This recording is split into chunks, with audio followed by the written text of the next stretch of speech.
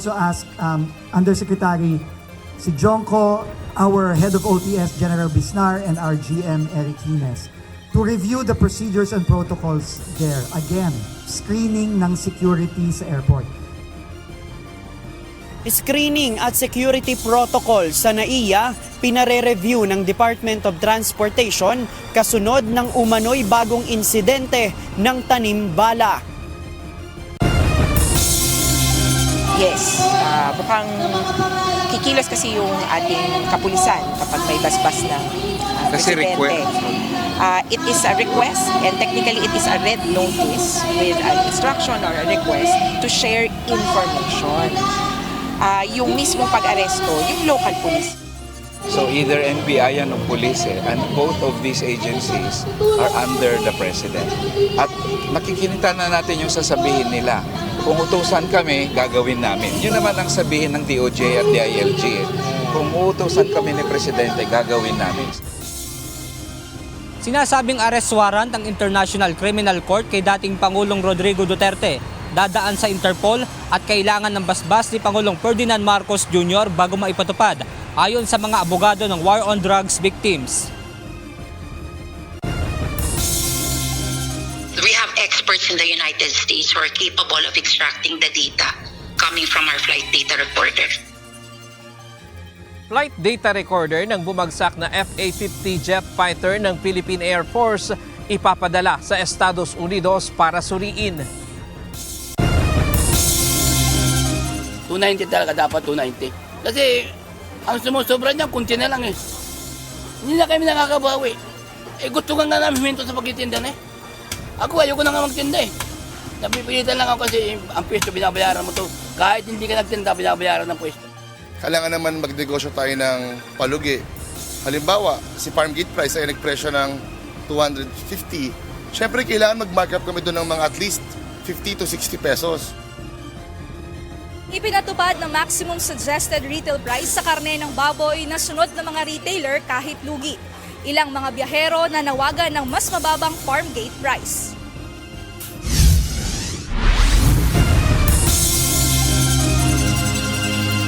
Magandang hapon, Pilipinas at sa buong mundo. Tayo po ay sabayang napapakinggan sa Radyo La Verdad 1350, ang UNTV Radio. At una sa ating mga balita, pinare-review na ng Department of Transportation ang protocol sa screening na ginagawa sa mga bagahe sa Ninoy Aquino International Airport o NAIA. Kasunod dito ng umano'y bagong insidente ng tanimbala kamakailan. Ayon sa DOTR, mayroong paglabag sa ginawang physical inspection ng mga security personnel sa bagahe na mag-ina na pinaghihinalaang may bala ang dalang bag kaya hinarang bago sumakay ng eroplano. Live mula sa Pasay City, ito ang balita ni JP Nunez.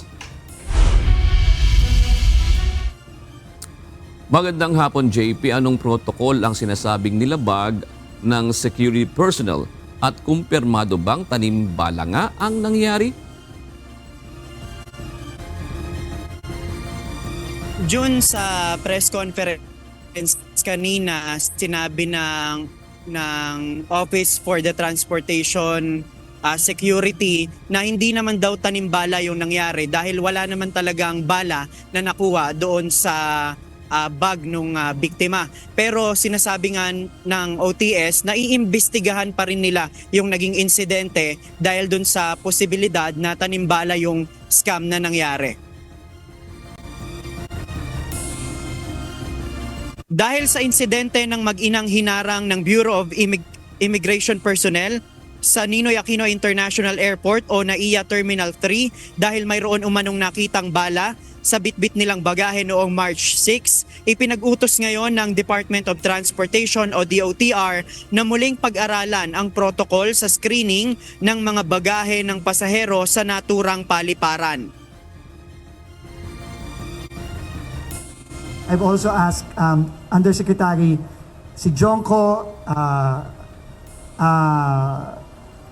our Head of OTS, General Bisnar, and our GM, Eric Hines, to review the procedures and protocols there. Again, no, sa screening ng security sa airport.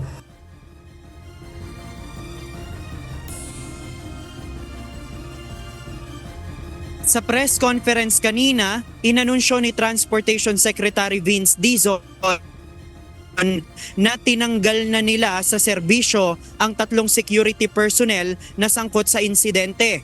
Pati ang kanilang supervisor inalis na rin sa posisyon.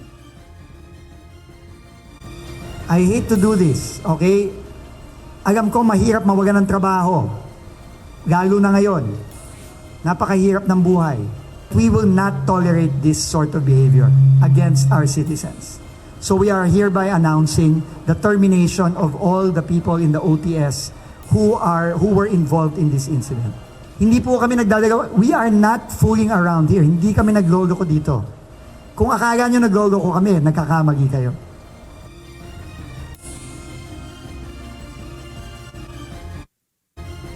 Ipinaliwanag din ni Secretary Dizon at ng bagong talagang Office for Transportation Security Administrator na si Retired General Arthur Bisnar na labag sa protocol ang ginawang physical inspection ng mga security personnel. Sa video ni Ruth Adel, ginawa ang inspeksyon nang makalagpas na sila sa screening at pasakay na sana ng eroplano mula sa boarding gate, kaya muntik pang maiwan ng flight patungong Vietnam. Nakadaan na sila, binalikan pa sila. Tinatanong ko nga si General Bisnar, di ba mali yun? Hindi tama yun ha. Once you are screened and cleared by the screener, you're done. Kaya nga siniscreen eh. Hindi ka pwede yung, ay, hinabol ka tapos biglang haharasin ka. Hindi pwede yun. Doon pa lang mali na eh. Supposedly, ang SOP ay doon mismo yung physical check. So may pagkukulang rin po talaga ang ating mga tao. Dahil hinabol pa po nila doon sa boarding gate at hindi po nila sigurado kung sino po yung pasahero at anong bagahe ang involved.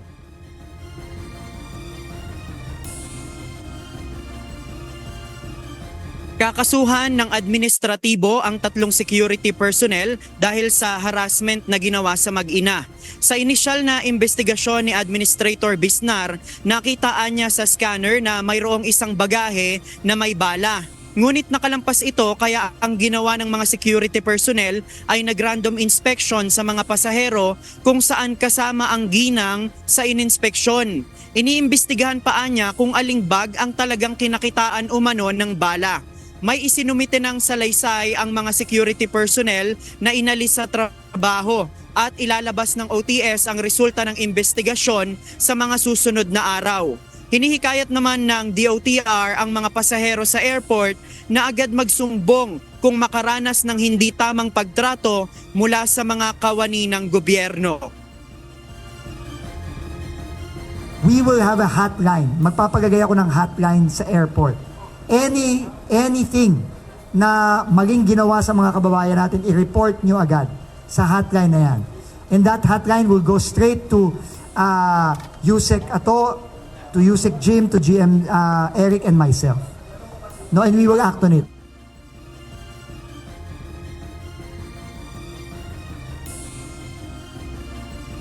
June, noong nakaraang Biyernes lang nanumpa sa tungkulin ang bagong administrator ng OTS na si Retired General Arthur Bisnar.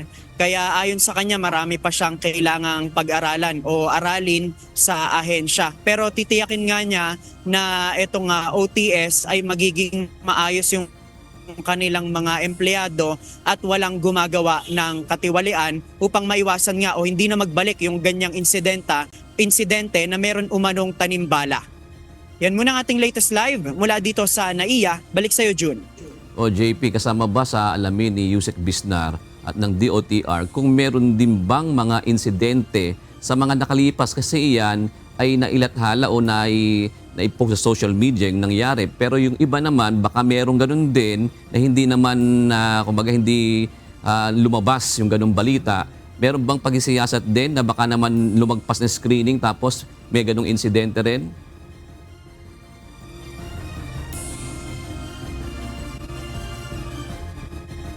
Yes, Jun, ang sabi nga dyan ng administrator ng OTS, dahil nga bago pa lang siya dun sa kanyang posisyon, aalamin niya kung ano yung kalakaran sa OTS at pag-aaralan kung meron pang mga insidente na ganyan na tanimbala at kung meron ngang mapapatunayan nila na involved sa mga ganyang insidente o kaya meron pang modus na ganyan, ay kanilang tatanggalin sa serbisyo. Yun din yung sinabi ni Secretary Dizon. Doon naman sa mga kababayan natin na sinasabi ni Secretary Dizon, kung meron silang insidente na hindi lang na-report sa ahensya, ay hinihikayat nila yung publiko na i-report pa rin yan para magawa ng aksyon ng DOTR.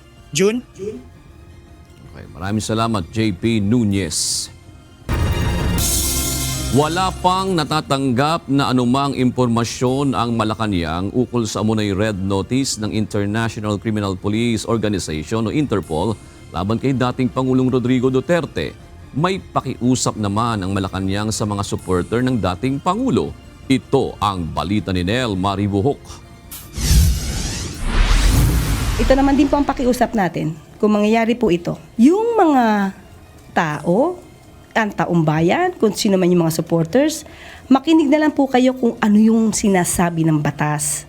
Huwag na po tayong makialam kung inyo pong ang gagawin ay hindi naman po naaayon o labag sa batas ang inyong gagawin. Sumunod sa batas at huwag nang makialam. Ito ang pakiusap ng Malacanang sa mga taga-suporta ni dating Pangulong Rodrigo Duterte sakaling may lumabas nga na arrest warrant mula sa International Criminal Court o ICC laban sa dating Pangulo. Ayon kay Palace Press Officer Claire Castro, handa ang mga otoridad na pigilan ang anumang posibleng idulot na gulo kung magkaka-arestuhan man. Pero sa ngayon, ayon kay Yusek Castro, wala pang natatanggap na anumang impormasyon ng Malacanang ukol sa umano'y red notice ng Interpol laban kay dating Pangulong Duterte. Wala pa po tayo natatanggap na anumang communication patungkol sa red notice at nakausap din po natin si ASEC Nico from the DOJ at as of now, tinitignan din po nila ang kanilang mga records. As of now, wala pa po natatanggap na anumang communication patungkol dyan. Iginiit rin ng Malacanang na nananatili ang posisyon ni Pangulong Ferdinand Marcos Jr. na hindi makikipagtulungan ang Pilipinas sa ICC. Ngunit ayon kay Yusek Castro, kung ang kahilingan ng ICC ay idadaan sa Interpol, walang magagawa ang pamahalaan ng Pilipinas kundi ang sumunod. Handa naman po ang law enforcement agencies natin kung ano po ang sinasabi ng batas, kung kinakailangan po na iserve yung warrant of arrest because of the request of Interpol. Ano man po ang mangyayari, basta po nasa legal, gagawin po yan ng pamahalaan. Sa ngayon, hindi iniisip ng Malacanang ang posibilidad na pagtakas sa batas ng dating Pangulo. Kasunod ito ng pag-alis patungong Hong Kong ni dating Pangulong Duterte nitong weekend para sa isang Thanksgiving rally. Kasabay ng isyung may lumabas umanong arrest warrant mula sa ICC laban kay Duterte. We cannot conclude that there is this propensity on the part of former President Duterte that he would escape considering he was the one who asked for this. Bakit? Sinabi niya sa Quadcom hearing, handa siya harapin ang ICC. Nel Maribuhok, UNTV News and Rescue. Diyos ang aming sandigan, serbisyo publiko ang aming pinaalagahan. Duda ang isang House impeachment prosecutor sa timing ng pagtungo sa Hong Kong ni dating Pangulong Rodrigo Duterte at Vice President Sara Duterte. Samantala, ayon naman sa isang makabayan lawmaker, dapat makipagtulungan ang administrasyon ni Pangulong Marcos Jr. sa International Criminal Court o ICC sa gitna ng posibilidad ng arrest warrant laban sa dating punong ehekutibo. Ito ang balita ni Rosalie Cos. Hindi natin alam kung yun po talaga ay yung biyahe nila doon dahil nga po sa talagang official, dahil sa mga OFW o dahil nga sa may nagsisirculate po na rumors about this arrest warrant. But it is quite noticeable, no, until now ay wala pa rin yung ating dating Pangulo. Maugong ang balita na naglabas umano ng arrest warrant laban kay dating Pangulong Rodrigo Duterte ang International Criminal Court o ICC dahil sa posibleng crimes against humanity sa pagpapatupad nito ng anti-drug war. Nitong nakaraang linggo, umalis patungong Hong Kong si FPRRD kasama ang anak na si Vice President Sara Duterte at humarap sa Filipino community doon para sa PDP Laban Rally. Mismong si dating Pangulong Duterte ang naghayag ng naturang warrant sa kanyang talumpati. Bagaman walang kumpirmasyon ng sinasabing arrest warrant, ipinagtataka naman ni Manila 3rd District Representative Joel Chua ang timing ng pagbisita sa Hong Kong ng dating presidente. Sakaling meron ngang order ng pag-aresto, dapat agad itong ipatupad ayon sa mambabatas. Si Congressman Chua ay isa ring miyembro ng House Prosecution Panel para sa impeachment trial ni VP Duterte. Tingin ko, hindi naman, although wala nakalagay dyan na forthwith, no? So, pero sa tingin ko dapat ipatupad to kung talagang meron dahil ang nangunguna po dito is yung international community na International Criminal Court. So, tayo naman assistance lang. Para naman sa makabayang black lawmaker na si Kabataan Party List Representative Raul Manuel, walang puwang ang dynastic political deals at anyay VIP treatment kung sakaling may ICC warrant. Giit ni Manuel, tulad ng impeachment ni VP Duterte, hindi dapat nahahaluan ang pamumulitika ng mga dinastiya ang usapin ng hustisya. Samantala, sakali namang dawit si VP Duterte sa mga reklamo sa ICC, kaugnay ng umano'y extrajudicial killings o EJ case ng alkalde pa ito sa Davao City, makahadlang nga ba ito sa nakabinbin itong impeachment trial? Sagot ni Congressman Chua. Sa akin po paniniwala, tuloy-tuloy naman ang impeachment trial unless of course hingin yung kanyang presensya. So, kung kinailangan yung kanyang presensya, dun medyo siguro magkakaroon ng problema. Kasi kung wala naman po siya, kung hindi naman po siya uma-attend, po pwede po kasi nakalagay po sa rules na i-enter po na not guilty. So, pwede pong tumuloy pa rin po. Sa Article 5 ng impeachment complaint laban kay VP Duterte, nakasaad na nakagawa umano ito ng high crimes dahil sa extrajudicial killings o EJ case ng Davao Death Squad o DDS ng Davao City Mayor pa ito mula 2010 hanggang 2013 at 2016 hanggang 2022. Ayon ito sa nooy self-proclaimed DDS chief na si Arturo Las Cañas, isang retired police officer. Dati nang iginiit ni VP Duterte na hindi ito lalahok sa anumang ICC investigation. Rosa Licoz, UNTV News and Rescue. Diyos ang aming sandigan, serbisyo publiko ang aming pinahahalagahan. Walang kumpirmasyon mula sa International Criminal Court ang lumabas sa balita na may arrest order na laban kay dating Pangulong Rodrigo Duterte, ayon kay International Criminal Court Assisting Counsel Attorney Maria Cristina Conti. Pero kung sakali namang may lumabas sa kautusan ng ICC, dadaan ito sa International Criminal Police Organization o Interpol at kakailanganin ng basbas si Pangulong Ferdinand Bongbong Marcos Jr. para maipatupad. Ito ang balita ni Benedict Samson. Ito, kung may warrant of arrest mula sa International Criminal Court, panawagan dyan, respetuhin ng gobyerno ng Pilipinas ang order na ito. Pagrespeto sa kautusan ng International Criminal Court o ICC. Ito ang panawagan ni ICC Assisting Counsel Attorney Maria Cristina Conti kung sakaling may ilalabas na arrest warrant ang International Court kaugnay ng kinakaharap nitong kaso na may kinalaman sa mga pagpatay sa ilalim ng war on drugs ng nakaraang administrasyon. Pero sa kabila ng umugong na balita na pagpapaaresto umano kay dating Pangulong Rodrigo Duterte, wala namang inilabas sa kumpirmasyon patungkol dito ang ICC. Sakali namang may ilalabas na arrest order, maaaring dumaan ito sa pamamagitan ng International Criminal Police Organization, ngunit hindi mismong pulis ng Interpol ang aaresto. Kailangan din anila ng basbas ni Pangulong Ferdinand Marcos Jr. para maipatupad ito. Yes, mukhang kikilos kasi yung ating kapulisan kapag may basbas ng presidente. It is a request and technically it is a red notice with an instruction or a request to share information. Yung mismong pag-aresto, yung local police yung gagawa. Kaya ang ang tingin namin, talagang diplomatic channels dadaan ito pagpapahuli kay Rodrigo Duterte. So either NBI yan o police and both of these agencies are under the President. At makikita na natin yung sasabihin nila. Kung utusan kami, gagawin namin. Yun naman ang sabihin ng DOJ at DILG. Kung utusan kami ni Presidente, gagawin namin. So doon pa rin ang punot dulo kay President Marcos who will decide to implement any warrant of arrest if ever issued ng ICC. Ang PNP nakahanda umano na tumugon sakaling humingi ng tulong ang Interpol para dito.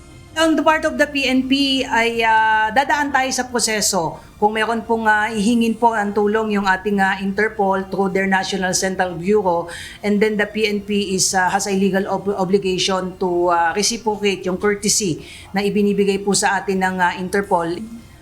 Pero sa ngayon, wala pa umanong hawak ang PNP na anumang warrant of arrest mula sa ICC at maging sa mga lokal na korte sa bansa.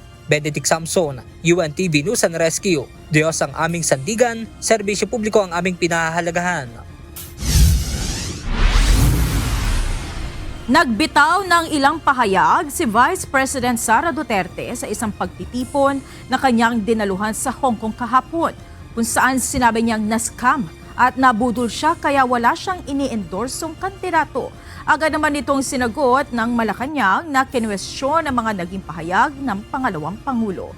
Ito ang balita ni Jed Neresina. Kung hindi po siya nag-endorso, bakit meron po tayo napapanood na campaign ads na kasama po niya at pinagmamalaki niya ang naging trabaho o performance kung mayroon man ni Senator Bato? Ano po ba ang maitatawag doon? Tila hindi tugma ang mga sinasabi ng pangalawang Pangulo. Ito ang tugon ng Malacanang sa mga binitawang pahayag ni Vice President Sara Duterte sa isang pagtitipon na kanyang dinaluhan kahapon sa Hong Kong.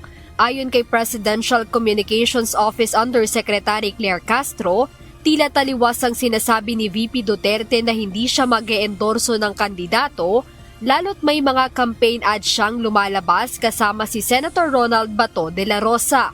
Diretsahang sinagot din ng Malacanang ang mga pahayag ng pangalawang Pangulo na siya ay na-scam sa Uniteam noong 2022 elections. Kung na-scam po siya ng Uniteam, is it not the other way around? Hindi naman po siguro inakala din ng miyembro o ng mga miyembro ng Uniteam na mabilis magagastos ni VP Sara yung 125 million pesos na confidential funds in just 11 days. Hindi naman po siguro inisip nila yon at nagbigay ng tiwala sa kanya.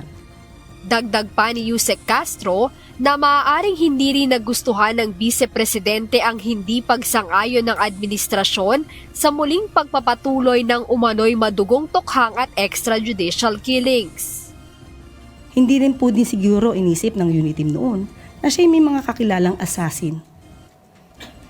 At hindi rin po siguro inisip ng Uniteam noon na ang gustong continuation, kasi parang meron po sinabi na dapat may continuity. Pero hindi rin po papayag ang Pangulo na ituloy po yung sinasabing bloody tukhang at EJK. Maaaring isa po yung sa mga dahilan kung bakit inayawan din ni VP Sara dahil hindi po lahat ng ginawa ng dating administrasyon ay susundin ng pikit mata ng Pangulo. Samantala muling binigyang diin ni Vice President Sara Duterte sa pagtitipon sa Hong Kong ang mga paalala hinggil sa nalalapit na halalan. Pinaalala ni VP Duterte ang kahalagahan ng hindi pagbebenta ng boto at ang pagiging mapanuri sa mga kandidatong tatakbo. Dagdag pa ng pangalawang Pangulo na hindi dapat basta bumoto base sa pangalan o apelyido, kundi dapat suriin ang kanilang mga nagawa at natupad na pangako. Sa nasabing pagtitipon, sinabi ni VP Sara na hindi siya mag-e-endorso ng sino mang kandidato upang maiwasan ang paninisi sakaling hindi matupad ang inaasahan sa mga mananalong opisyal.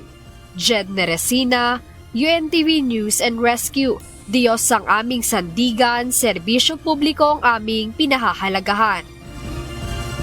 Hindi kinumpirma ng Philippine National Police o PNP kung mayroon silang impormasyon na ang muscle group ang nasa likod ng pagdukot sa 14 anyos sa estudyante sa Taguig City noong February 20. Sa halip, sinabi ni PNP spokesperson at Police Regional Office 3 Director, Police Brigadier General Jean Fajardo, mayroon na silang magandang leads sa paghahanap sa mga sospek. Gayun din, nakiusap ang PNP na wag na munang pag-usapan ng naturang issue dahil nagpapatuloy ang kanilang operasyon. There are significant development with respect dito po sa ating paghahabol sa mga posibleng may kinalaman po dito, but so as not to compromise po yung ongoing follow-up operation, I will be asking for your indulgence if I will not be able to give some information with respect to this case po. Nauna na sinabi ni Presidential Anti-Organized Crime Commission Executive Director Gilbert Cruz sa mga interview na ang muscle group ang nasa likod ng pangingidnap.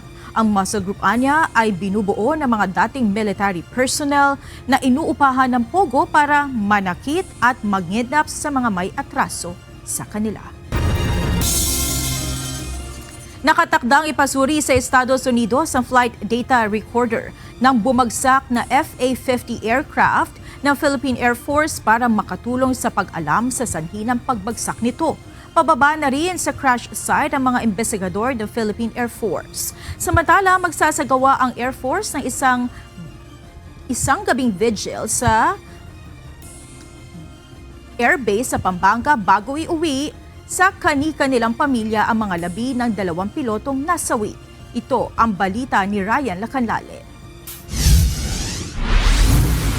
Ang flight data recorder is naka-ready na rin. It would have to be sent to the United States for extraction of the data. And then magkakaroon ng eventual assessment. Ipasusuri pa sa Estados Unidos ng hukbong himpapawid ng Pilipinas ang flight data recorder ng bumagsak na FA-50 jet fighter ng Philippine Air Force kung saan 2 piloto ang nasawi. Ayon kay Philippine Air Force spokesperson Colonel Consuelo Castillo, ang Estados Unidos ang may kakayahan para suriin ang laman ng naturang data recorder. Yeah, because that's the usual process for flight data recorder for extraction of data, considering also the impact kasi. And we would have to extract yung memory card niya. So there's a process. We have experts in the United States who are capable of extracting the data coming from our flight data recorder. Tatagal din ng ilang araw bago matapos ang extraction bago ilabas ang resulta. Ang Korean Aerospace Industries na gumawa ng naturang eroplano tumutulong na rin sa investigasyon at assessment ng Philippine Air Force. Patapos na rin sa pagkolekta ng mga karagdagang ebidensya ang mga investigador ng Philippine Air Force na pumunta sa crash site. The Philippine Air Force investigating team who went to Mount Calatungan are almost done with their investigation there, and they're preparing to go down. But that's after they've secured all the aircraft parts that need to be brought down, and at the same time make sure that they leave the area safe and secure. Tiniyak ng Philippine Air Force na malayo sa mga residente ang pinagbagsakan ng eroplano, kaya ligtas ang gagawing pag-detonate ng mga armas na dala ng bumagsak na FA-50 bago tuluyang iwan ang crash site. Nakipag-ugnayan na rin sila sa kinauukulan gaya ng lokal na pamahalaan at Department of Environment and Natural Resources para dito. Yeah, whatever's there that will need to be detonated, it will be controlled detonation in coordination with the local government units. At the same time, in the DENR, we will make sure that the process that will be done will be safe for all the communities surrounding there, although it's really far from yung mga community, no, but then we have to make sure also na controlled detonation, tama yung mga procedures natin para lahat safe, and of course well coordinated with DENR. Ilang minuto bago makarating sa Barangay Iba, Cabanglasan, Bukidnon noong March 4 para magbigay ng air support sa operasyon ng Philippine Army laban sa mga miyembro ng CPP-NPA. Nawalan na ng signal ang eroplano na nooy bumagsak na pala. Samantala, mula sa Villamor Air Base na ilipat na kahapon ang mga labi ni Major Jude Salangoy sa Basa Air Base. At sa Martes naman, dadalhin doon ang mga labi ni Lieutenant Dadulla. Magkakaroon ng isang gabing vigil pero hindi ito bubuksan ng pamilya sa publiko. Sa Miyerkules naman nakatakdang iuwi ng kanilang mga pamilya ang 2 piloto sa kani-kanilang probinsya. Sa ngayon, patuloy na grounded ang 11 pang FA-50 units ng Philippine Air Force, ngunit kung talagang kakailanganin, ayon kay Colonel Castillo at mayroong national concern, ay maaari naman itong gamitin. Administrative grounding sila, but we can fly them in case there's a need to respond to any concern of any contingency that is of national concern. Ryan Lacanlale, UNTV News and Rescue. Diyos ang aming sandigan, serbisyo publiko ang aming pinahahalagahan. Narito naman ang mga balita sa iba't ibang panig ng mundo na ihahatid ng ating global correspondent na si Jack De Ocampo mula sa Chester, United Kingdom.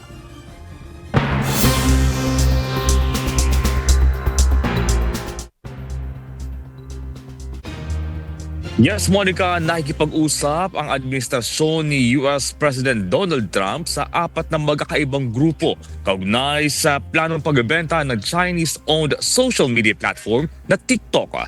At ayon sa Trump admin, pawang maayos at positibo ang mga nasabing option. Nauna nang ipinatupad ang TikTok ban sa Amerika noong January 19, alinsunod sa umiiral na batas. Sinasabing banta sa national security ng US ang TikTok na pagmamayari ng China. Pero isang executive order ang pinirmahan ni President Trump upang i-delay ang TikTok ban sa loob ng 75 araw mula noong January 20. Nakapaloob dito ang planong pagbibenta ng TikTok sa US-based company. Sa ngayon ay pinag-aaralan pa ng Trump admin kung posibleng bigyan ng extension ang deadline na ibinigay sa TikTok hanggang sa April 5. Nagsimula na ang taunang joint naval exercises ng Iran, China at Russia sa Gulf of Oman na nagpapakita ng lumalakas na ugnayang militar ng 3 bansa habang binabago ni US President Donald Trump ang Western alliances. Ito na ang ika-5 pagkakataong isinagawa ang Security Belt 2025. Drills malapit sa kadaungan ng Shabar sa Iran mula noong 2019 na itinuturing na isang hakbang upang labanan ang impluwensya ng Estados Unidos. Sa isang panayam, sinabi ni Trump na hindi ito nababahala sa pagpapakita ng puwersa ng 3 bansa dahil mas malakas aniya ang US kaysa sa kanila. 15 barkong pandigma mula sa nasabing mga bansa ang lumahok sa nasabing pagsasanay na may layuning palakasin ang military trust at practical operations gaya ng simulated strikes, boarding operations at search and rescue drills. Nakalabas na sa kulungan si suspended South Korean President na si Yoon Suk-yeol matapos ipawalang bisa ng korte ang kanyang pagka-aresto upang malaya itong makadalo sa paglilitis ng kanyang kaso. Inakusahan si Yoon ng rebelyon dahil sa pagdedeklara ng martial law noong December 3 na nagdulot ng matinding kaguluhan sa politika at kalaunan ay humantong sa pagpapatalsik sa kanya sa pwesto. Ipinahayag naman ng opisyal ang kanyang pasasalamat sa katapangan ng Seoul District Court dahil sa pagtatama umano sa illegality at ang patuloy na pagsuporta ng kanyang mga kababayan. Samantala, inaabangan pa rin ang magiging desisyon ng Constitutional Court kung tatanggalin si Yoon bilang Pangulo na maaaring humantong sa isang bagong halalan sa loob ng 2 buwan. At yan ang mga balita mula sa iba't ibang panig ng mundo. Mula dito sa Chester, United Kingdom, ako si Jack De Ocampo. Magandang gabi. Inihayag ng isang international IT expert at election certifier na mahirap i-hack ang sistemang gagamitin ng Commission on Elections o COMELEC para sa May 2025 elections. Samantala, aprobado na ng DBM ang 2.7 billion pesos na pondo para sa BARM elections. Ito ang balita ni Dante Amento. 3 seconds shortens their time. So the security of the system is increased because they're not going to be exposed for hours. You got when they hit the button, you're going to have 3 or 4 seconds to capture, decrypt, do it, and then submit. Walang sistema na masasabing hack-free o hindi pwedeng i-hack. Ito ang sinabi ni Jacob, presidente at CEO ng isang international election certifier na ProVNV. Pero pagdating sa sistema ng 2025 elections, tulad ng transmission ng resulta ng halalan, natatagal lang ng 3 hanggang 4 na segundo ay mahirap anya itong i-hack. Paliwanag nito, kailangan ng mahabang oras at maraming resources ang ginagawa ng mga hacker. 3 seconds not being exposed is better than having exposed for hours. I'm not saying it's almost impossible. I'm saying it's very difficult and it has security in depth in the system. Sa bagong automated counting machines o ACMs na gagamitin ng Commission on Elections o COMELEC sa 2025 midterm at Bangsamoro elections ay mabilis ang transmission. Mula sa presinto ay tatagal lang ng 3 o 4 na segundo at makararating na sa iba't ibang servers at board of canvassers ang election results. The ACM is much faster than the ICP. Much faster. Or not the ICP, the ACM? VCM, yeah. Kamakailan ay sinabi ng isang kandidato sa pagka-vice alkalde sa Isabela na kaya daw i-hack o manipulahin ang makinang gagamitin ng COMELEC. Samantala ayon kay COMELEC Chairman George Erwin Garcia na aprobado na ng Department of Budget and Management o DBM ang pondo para sa BARM parliamentary elections. Sa halip anya na 2.5 billion pesos ay naging 2.7 billion pesos na ito. Malaking porsyento rito ay mapupunta sa honorarian ng mga guro at support staff na magsisilbi sa halalan. Kinakailangan ang Bangsamoro may dagdag din na 2,000 pesos across the board para sa ating mga maglilingkod na mga electoral board members dyan sa Bangsamoro. Inaasahan namang pupunta sa COMELEC sa linggong ito ang bagong Chief Minister ng BARM. Ipapaabot anya ng COMELEC sa bagong Chief Minister ng BARM kung ano ang gagawin ng Bangsamoro government sa 7 parliamentary seats na dati ay nakalaan para sa Sulu. Dante Amento, UNTV, News and Rescue. Diyos ang aming sandigan, serbisyo publiko, aming pinahahalagahan. Inaasahang aaprubahan na rin ng Commission on Elections sa COMELEC ang hinihinging pangalawang exemption ng Department of Social Welfare and Development o DSWD para sa ayuda sa Kapos ang Kita Program o AKAP. Ito ay nagkakahalagang ng 12 bilyong piso. Ayon kay Chairman George Erwin Garcia, natapos na ng kanilang Law Department ang review sa guidelines ng AKAP na ibinigay ng DSWD sa kanila. Meron lang anya siyang isang kondisyon na ilalagay bago niya ito aprubahan. Ang importante lang talaga is masigurado na yung mga mabibinipisyohan nito ay pinili ng tama base sa guidelines at hindi pinili ng iba dahil lang sa ito ang boboto sa kanila. Mahigpit na pinababantayan ng Bangko Sentral ng Pilipinas ang mga transaksyong pumapasok sa mga e-wallet ngayong nalalapit na ang halalan. Ito'y dahil sa posibleng paglaganap ng vote buying o vote selling sa pamamagitan ng digital na pamamaraan. Ito ang balita ni Grace Dr. Lero. Hindi po para sa akin kasi pipiliin mo pa rin po yung mas gusto mo at siya yung nararapat na manalo. Kasi po sa kanya mo nakikita na magagawa niya talaga yung inupuan niyang sa gobyerno. Ganun. Hindi po ako papayag sa ganun po na bibilin po yung pagbotos ko para sa kanila naman po mapunta yung ko. Hindi po ako papayag. Siyempre, piliin ko yung taong dapat nararapat sa kanyang posisyon.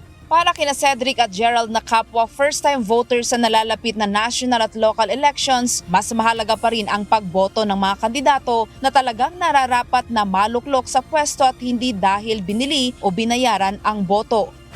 Ito ngayon ang mahigpit na binabantayan ng Bangko Sentral ng Pilipinas ang posibleng paglaganap ng vote buying o selling sa pamamagitan ng digital na pamamaraan. Kaya't hinihikayat ng ahensya ang mga financial institution na higpitan ang kanilang umiiral na kontrol sa pagtukoy o pagpigil sa posibleng pagdagsa ng mga mapanlinlang na account at transactions habang papalapit na ang halalan. Number one is covered transactions. So CPR, pag about 500,000 pesos po, nire-report na po sa BSP. And then suspicious transactions, kahit po hindi umabot sa 500,000. For example, biglang ito ako po, biglang in a day, parang nag-disperse ako sa aking account 100 times na tagpo 500 pesos. So that could be considered a suspicious transaction. So that could be already reported. Nanawagan din ang opisyal sa mga financial institution na pinangangasiwaan ng BSP na magpatupad ng mga hakbang sa pagsubaybay upang maiwasan ang maling paggamit ng sistema ng pananalapi. Creation ng Payment Supervision Licensing Department. So that department po itself is focused on supervising the electronic money issuers that you mentioned po, si GCash and si PayMaya.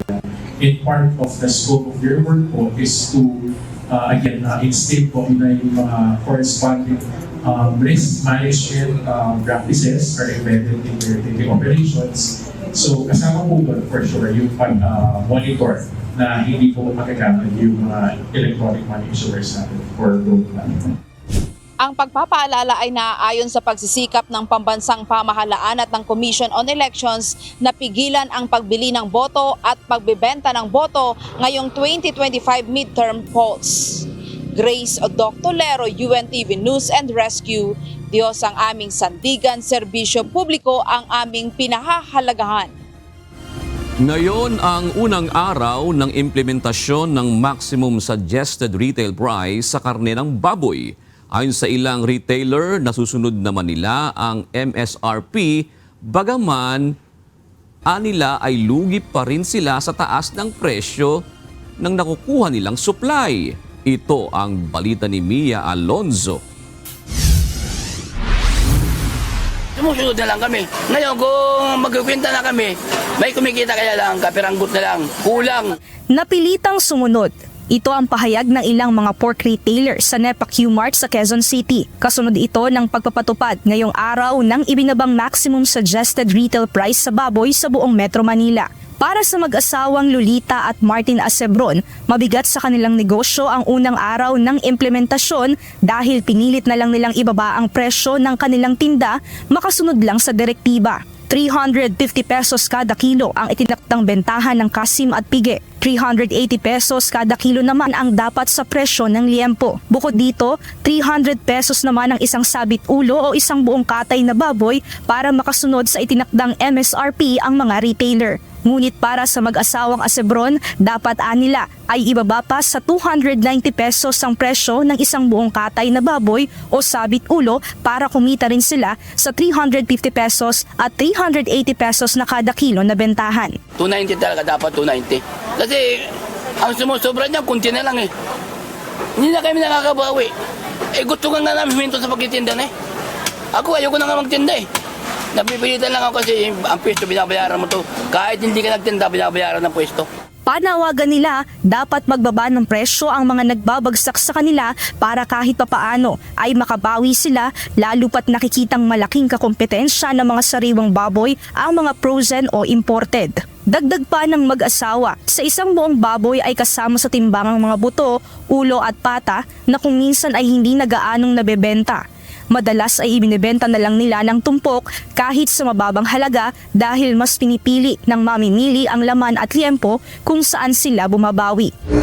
Sa panig naman ng mga biyahero ng baboy na nagdadala ng buong katay na baboy sa palengke, sa farm gate price nakasalalay ang presyo ng ibinabagsak nilang sabit ulo. Kailangan naman magnegosyo tayo ng palugi. Halimbawa, si farm gate price ay nagpresyo ng 250. Siyempre, kailangan mag-markup kami doon ng mga at least 50 to 60 pesos. Walang problema aniya sa kanila dahil nakukuha nila sa farm ng sakto sa napag-usapan batay sa direktiba ng DA kaya naibabagsak niya ito sa palengke ng 300 kada isang sabit ulo. Ngunit ang ibang biyahero, hindi pa sila makasunod sa 300 pesos sa sabit ulo dahil ang kinukunan nilang farm ay hindi pa nag-a-adjust ng presyo. Si Mang Edwin, 305 pesos ang pasa niya sa isang sabit ulo dahil 245 bawat isa ang presyo ng kanyang napukuha.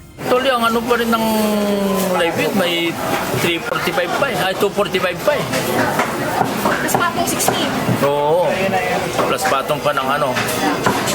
Patong pa, siyempre expenses, mga tracking, lahat yun, pati slaughterhouse. Aksyon ng Department of Agriculture ang itinakdang Maximum Suggested Retail Price o MSRP upang mapababa ang presyo ng karneng baboy sa merkado. Ngunit hindi lamang ang mga retailer, kundi maging ang mga mamimili ang hindi naging masaya kahit ibinaba ang presyo. Mataas pa din eh. Kasi hindi naman tumataas ang sweldo. Namimili pa rin. Hindi naman tumataas ang sweldo. Buti sana kung tumataas. Hindi eh. Ganun pa rin eh. Di wala, kawawa yung mga mahihirap. Mahal pa rin yun para sa amin kasi dati magkano lang 280. Ngayon, lahat nagtataasan. Ayon sa ilang mamimili, bumaba nga ang dating 400 hanggang 480 pesos sa kada kilo ng presyo ng baboy. Pero sa mga minimum wage earners, mataas pa rin ang presyong ito. Sa panig naman ng mga biyahero at retailer, maaari nilang ibigay ang presyo na hiling ng consumer kung bababa rin ang presyo ng hog farmers o ng farm gate price ng baboy. Mia Alonso, UNTV News and Rescue, Diyos ang aming sandigan, serbisyo publiko ang aming pinahahalagahan. Mas palalakasin pa ng Pilipinas at Hungary ang bilateral labor relations sa isa't isa. Kasamang tututukan ng dalawang bansa ang seguridad ng mga overseas Filipino worker o OFWs laban sa mga illegal recruiters. Ito ang balita ni Ivan Alvarez. We are pretty confident that both of our legal systems, the strict Hungarian labor system, also on guest workers, and the Philippines strict system, kind of stopping the illegal recruiting, illegal migration. Sisiguruhin ng Pilipinas at Hungary na walang lugar ang mga illegal recruiter na makapagsamantala sa mga overseas Filipino worker o OFW. Ito'y sa pamamagitan ng mahihigpit na batas na kasalukuyang umiiral sa Hungary na mabisang batayan sa umuusad na labor agreement nito sa Pilipinas. Ayon kay Department of Migrant Workers Secretary Hans Leo Kakdak, ang sistemang ito ay sinasabayan naman ng maayos na recruitment process ng bansa. What we're doing is facilitating safe, ethical, and transparent labor mobility as Ambassador Tita had mentioned. So we're making sure that nobody is a victim of illegal recruitment or human trafficking. Dagdag pa ng kalihim pagdating sa cross-country recruitment ay titiyakin din nila na mapoprotektahan ang mga OFW mula sa iba't ibang klase ng krimen gaya ng human trafficking. Makakaasaan niya ang mga manggagawang Pilipino na mayroon silang dadat ng marangal na trabaho, oras na makatapak sa naturang bansa. We'll make sure that every step of the way there are adequate protective mechanisms for our workers before leaving our shores here, upon arrival in the second country, and then eventually to the third country. Isa sa mga hangarin ng Pilipinas at Hungary ay lalo pang maprotektahan ang karapatan ng mga overseas Filipino workers o OFWs na kasalukuyan at nagnanais pang magtrabaho roon. Ayon kay Hungarian Ambassador to the Philippines, Tita Lina Tot, hanga ang Hungarian employers sa ipinapakitang galing at professionalism ng mga Pilipino pagdating sa pagtatrabaho. Let me also highlight that the Filipinos are supporting our initiatives in foreign direct investment, thereby contributing in creating more jobs in Hungary, even for the Hungarians too, apart for their work ethic and positive spirit. Aniya sa ngayon ay nasa higit 13,000 Pilipino ang nagtatrabaho sa iba't ibang sektor sa Hungary, gaya ng automotive manufacturing, logistics, hospitality at agriculture. Ayon naman sa DMW, patuloy na umaasa ang ahensya na ang matatag na bilateral labor relations ng dalawang bansa ay magbubunga pa ng magagandang resulta ngayong taon. Ivan Alvarez, UNTV News and Rescue.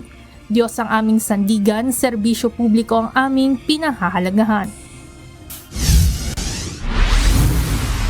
Sa kauna-unahang pagkakataon, bumisita sa Pilipinas si Slovenian Foreign Minister Tanya Fajon mula ngayong araw March 10 hanggang sa Miyerkules, March 12. Bahagi ng kanyang pagbisita ang courtesy call kay Pangulong Ferdinand Marcos Jr. Gayon din ang pakikipagpulong kina Department of Foreign Affairs Secretary Enrique Manalo at Department of Migrant Workers Secretary Hans Leo Kakdak. Kasama rin sa inaasahang tatalakayin sa pagbisita ng Slovenian official ang kooperasyon ng Pilipinas at Slovenia sa usapin ng enerhiya, seguridad, sports, climate at science. Hindi pa opisyal na rehistrado ang bagong logo ng Manila International Airport Authority o MIAA na napuna ng mga netizen dahil sa paggamit umano ng character ng agila na nadadownload lamang online. Dumipensa naman ang management ng MIAA kaugnay ng naturang logo. Ito ang balita ni JP Nunez. Hindi pa officially. Sino mag-approve, sir? Patent. Wala pang patent ang bagong logo ng Manila International Airport Authority o MIAA na inilunsad noong nakaraang linggo. Ang patent ay ang rehistro bilang patunay na walang katulad ang itsura ng isang logo at ang mga karakter na nakalagay rito. Ayon kay MIAA General Manager Eric Ines, inputan niya ng iba't ibang tao ang pinanggalingan ng disenyo ng bagong logo. Galing umano ito sa isang in-house contest kaya wala silang binayad sa gumawa. Noong Setyembre pa nagawa ang bagong logo pero ngayong Marso lang nila inilunsad sa publiko. Wala, in-house yun. Nagbayad, wala kami binayad. Binabalot ngayon ng kontrobersya ang bagong logo ng MIAA dahil ang karakter nito na itsurang agila ay kinuha lamang umano online. Napuna ng mga netizen na isang template sa isang online website na Dreamstime ang agila na inilagay sa logo ng MIAA. Sa logo breakdown na inilabas ng MIAA, ipinaliwanag nito ang simbolo ng nakalagay na agila. Ang asul-anilang ulo at pakpak nito ay sumisimbolo sa isang matatag na leadership, authority at commitment sa ligtas at efficient na operasyon sa airport. Habang ang pula at asul na pakpak naman ay sumasalamin sa flight and connectivity na nagpapakita ng tungkulin nito na mag-regulate ng ligtas na biyahe sa himpapawid. Dumipensa naman si GM Ines sa puna ng mga netizen. Wala naman kung magagawa. You cannot satisfy everyone. Ayon sa MIAA, ipapalit na rin nila ang bagong logo sa mga signages na kinalalagyan ng lumang logo. Sa ngayon, pending pa ang application ng bagong logo sa IPOFIL at hinihintay ng MIAA ang magiging resulta nito. JP Nunez, UNTV, News and Rescue. Diyos ang aming sandigan, serbisyo publiko ang aming pinahahalagahan. Tiwala ang Malacanang na hindi magkakaroon ng tensyon ang pagpapalit ng liderato sa Bangsamoro Autonomous Region in Muslim Mindanao o BARM. Ayon kay Palace Press Officer Undersecretary Attorney Claire Castro, wala silang nakikitang anumang maaaring maging dahilan para magkaroon ng gulo kapag naglipat ng kapangyarihan sa rehiyon. Kahapon, inanunsyo ni Undersecretary Castro ang pagtatalaga kay Maguindanao del Norte Governor Abdul Rauf Sami Gambar makakuha bilang bagong interim chief minister ng BARM. Ang katauhan po nitong si Chief Ahod Ibrahim, isa po siya sa mga proponent of peace process. So hindi po natin nakikita sa katauhan po ni Chief Ibrahim na ganoon po ang mangyayari.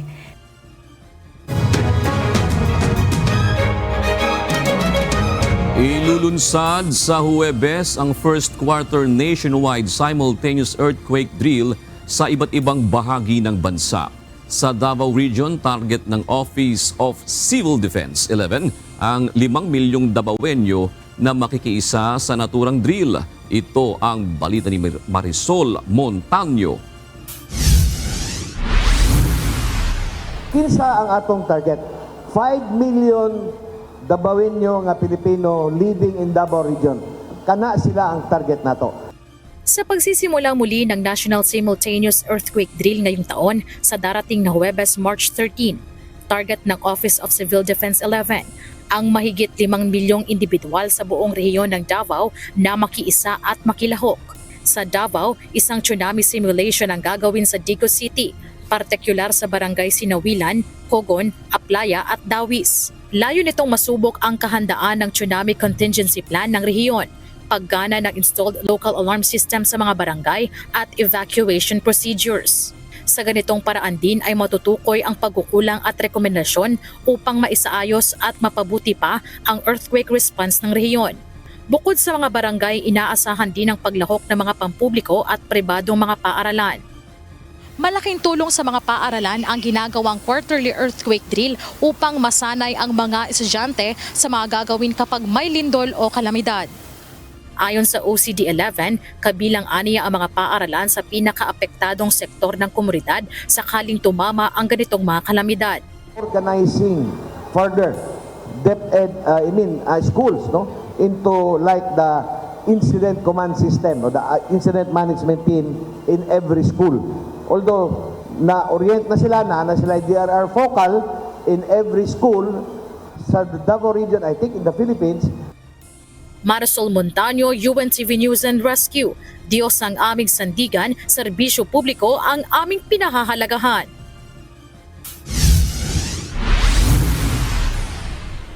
Isang rescue operation ang sinagawa ng ilang kawani ng Philippine Coast Guard Palawan at Municipal Disaster Risk Reduction and Management Office El Nido matapos mapabalita na isang foreign national ang naaksidente sa isang lagoon.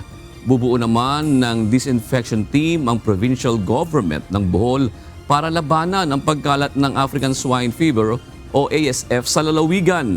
At nasa 200 dolphins ang nakita sa karagatang sakop ng Zamboanga del Sur kahapon. Ito ang balita ni Alan Manansala. Sa Palawan, nasagip ng mga tauhan ng Coast Guard Station Northern Palawan o CGSNP, Special Operations Unit Northern Palawan o SOUNP, katuwang ang Municipal Disaster Risk Reduction and Management Office El Nido, ang isang dayuhang turista na nagtamo ng pinsala sa likod matapos aksidenteng madulas sa Big Lagoon Island sa El Nido, Palawan kahapon March 9. Ayon sa Coast Guard, humingi ng tulong sa kanila ang isang resort staff sa lugar kaugnay sa aksidente kaya agad isinigawa ang rescue and medical evacuation sa lugar. Sa tulong ng ambulansya ng MDRRMO El Nido, agad itong dinala sa Adventist Hospital para sa karagdagang atensyong medikal. Sa Bohol, bubuo ng mobile disinfection team laban sa African Swine Fever o ASF ang lokal na pamahalaan ng Bohol sa pakikipagtulungan ng mga pribadong sektor sa probinsya. Ito ay upang maisaayos ang mga pamamaraan at mas madaling masugpo ang sakit na pangunahing dumadapo sa mga baboy. Ang aksyong ito ay batay na rin sa ipinalabas na Executive Order No. 16 ng probinsya noong February 24, 2025 o ang pagpigil sa pagkalat ng African Swine Fever sa Bohol. Pangunahing tungkulin ng disinfection team ang bantayan at i-disinfect ang mga sasakyang papasok sa Bohol na maaaring carrier ng virus mula sa mga apektadong lugar. At sa Zamboanga del Sur, malapitang nakita at nasaksihan ng grupo ni Jomer Revelo ang sangkaterwang dolphins, balyena at pating sa baybaying sakop ng Tukuran, Zamboanga del Sur kahapon. Ayon kay Revelo, una nilang nakita ang 2 lumba-lumba o dolphin na nag-guide sa kanila patungo sa mas maraming isda. Base sa kanilang ginawang pagbibilang, nasa 200 dolphins ang aktwal nilang nakuna ng footage, 12 sperm whales at 5 pating. Alan Manansala, UNTV News and Rescue. Diyos ang aming sandigan, serbisyo publiko ang aming pinahahalagahan.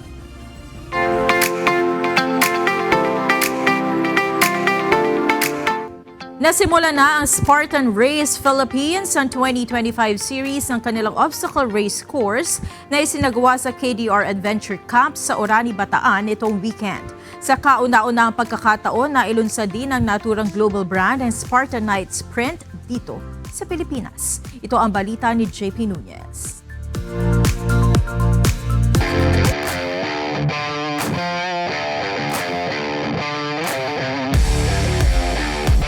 It's your profession!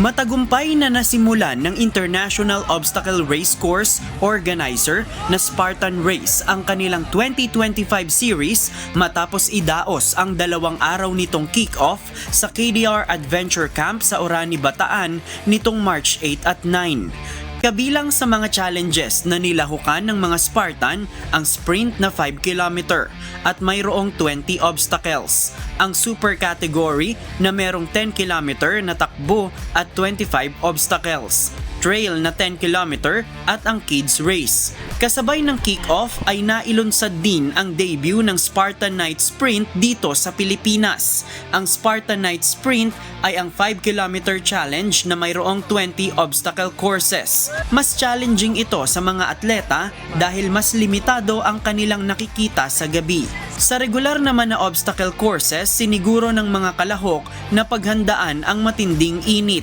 Pero ayon kay Mika De Hoya, ang race director ng Spartan Race Philippines, naging mas challenging ang sports event dahil sa naranasang pag-ulan.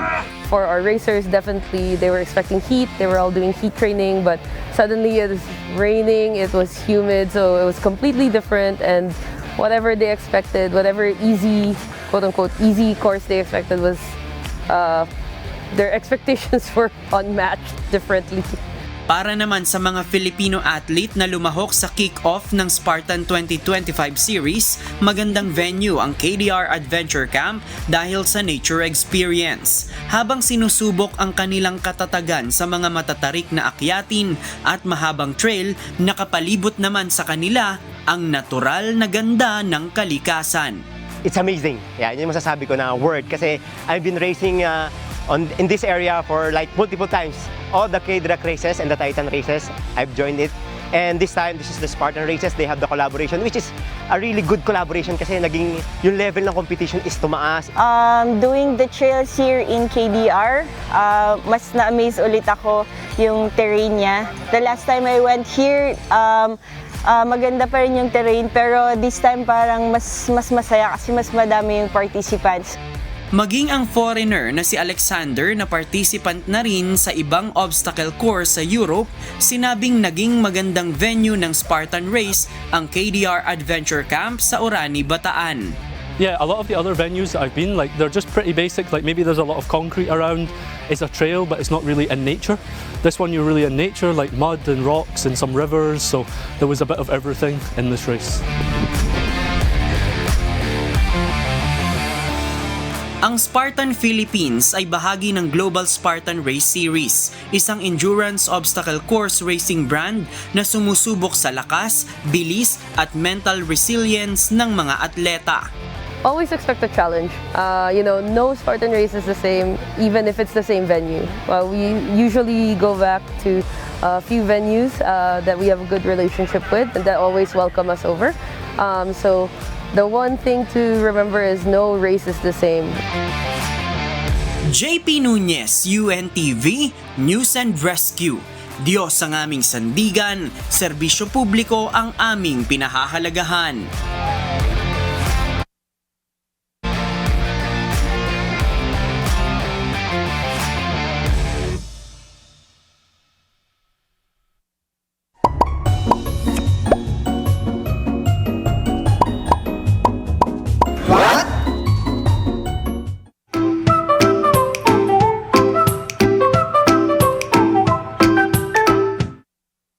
Dagdag kaalaman po.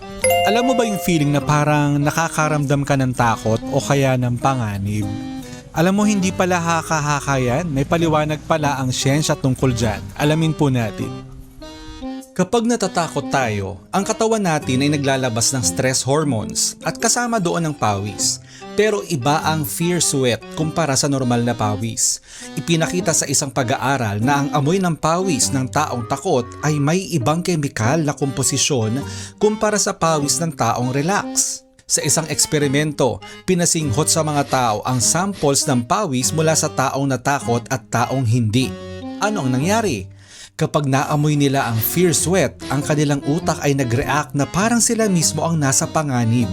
Ang amygdala, Ang bahagi ng utak na nagpoproseso ng takot ay na-activate kahit hindi sila ang mismong natatakot. Ibig sabihin, ang takot ay maaring makuha natin sa iba, hindi lang sa paningin o tunog kundi pati sa amoy. Kaya kapag may taong kinabahan sa tabi mo, baka pati ikaw ay makaramdam ng kaba. Alam mo kung sino ang mas magaling sa pag-amoy ng takot? Mga aso. Mas sensitive ang pang-amoy nila sa stress hormones kaya minsan alam nilang takot ka bago mo pa aminin sa sarili mo. Kung ayaw mong maamoy ng iba ang takot mo, control your breathing, stay calm at mag-focus sa logic kaysa emosyon. Dahil kahit hindi mo sabihin, naamoy ka namin. So ngayon naniniwala ka na ba? Can we really smell fear? Sana po may natutuhan kayo at laging tatandaan, mapalad po ang tao na nakakasumpong ng karunungan at ang tao na nagtatamo ng kaunawaan.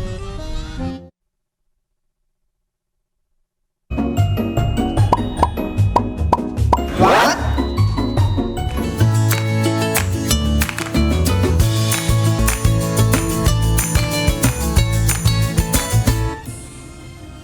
Ang ating mga kausing ngayong araw po ng Lunes. Shoutout po at salamat kina Edward Salde, Viola Alamag, Fujimori at Lucila Pena.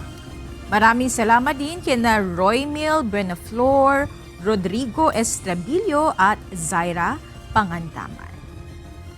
Nais po nating aniyahan ang ating pong mga kasangbahay. Bibisita bukas ang UNTV Mobile Dental and Optical Clinic sa Barangay Gulod, Villaflor Village, District 5, Quezon City.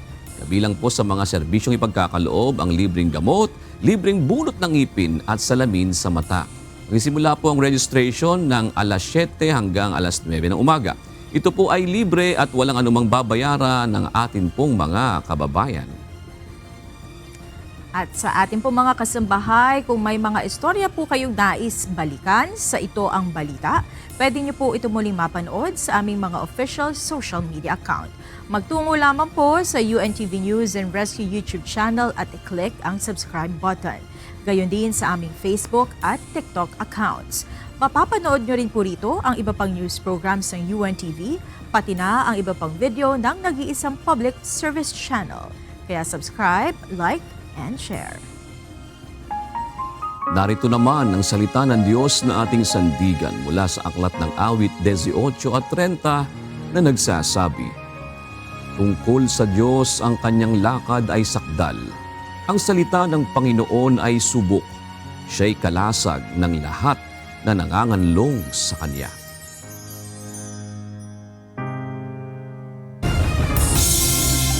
At yan ang naging kabuuan ng ating balitaan ngayong gabi.